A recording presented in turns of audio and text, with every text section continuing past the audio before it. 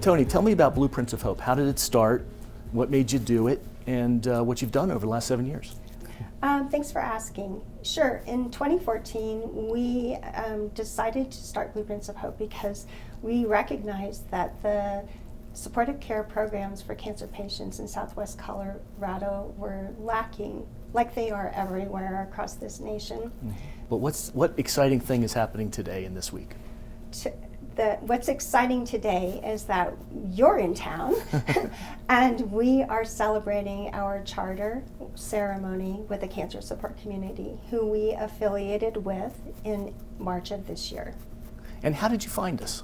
So I have been searching for the right supportive care programs, psychosocial programs for cancer patients in our community for a long time. Mm-hmm. And I knew Susan Ashley, who is your program director for clinical services, and I called her and I said, Susan, you've got to help us. How do we start a support program that is going to be applicable to everybody at every stage of cancer?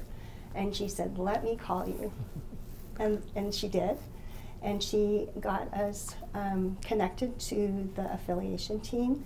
And that was over a year ago, and wow. We've been working on this affiliation ever since. So Tony, if I am a member of the community of Southwestern Colorado and I'm just diagnosed, what do I do?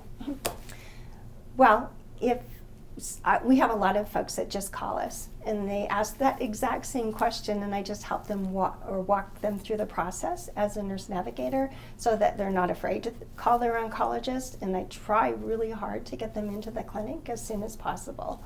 And then I let them know that we're here for them no matter what kind of issues that they're facing as they're going through their treatment and afterwards, so we can educate them about their diagnosis. We can educate them, as I said, about the process, and then we can we could assess them and point them to the programs that might be helpful for them going forward. We really want to build a community of support for those people because there's nothing worse than facing cancer alone.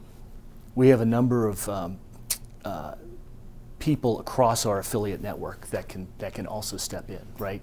There are some circumstances where they have a unique cancer diagnosis of a very rare cancer, right? That might in the community of Southwestern Colorado not have a lot of folks. But now you'll be able to reach out to our affiliates across the country and find out if they have other people like them, so we can build community, we can connect them so that people in this local community can learn from other people's experiences. There's just so many more resources that we can point our patients to that we didn't have in the past. What the cancer support community in Southwest Colorado needs is we need board members. We'd like to double our board.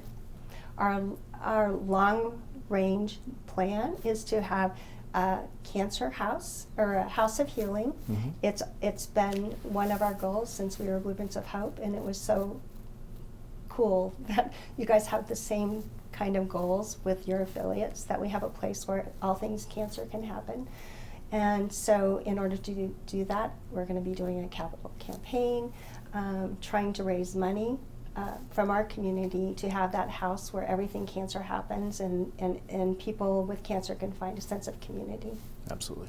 One of the things that's important to us is the fact that we want it to be a home-like setting. We don't want people walking into into something that's sterile and feels like an office, because that's what doctors' offices look like. Exactly. We want people to come into our facilities and have it feel like it's their living room. We have a fire going.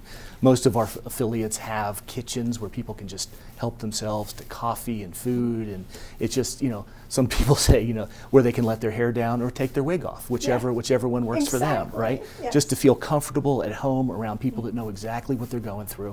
It's just, again, our whole thing is about reducing anxiety and helping people feel more comfortable and confident in their cancer journey. Thank you for that.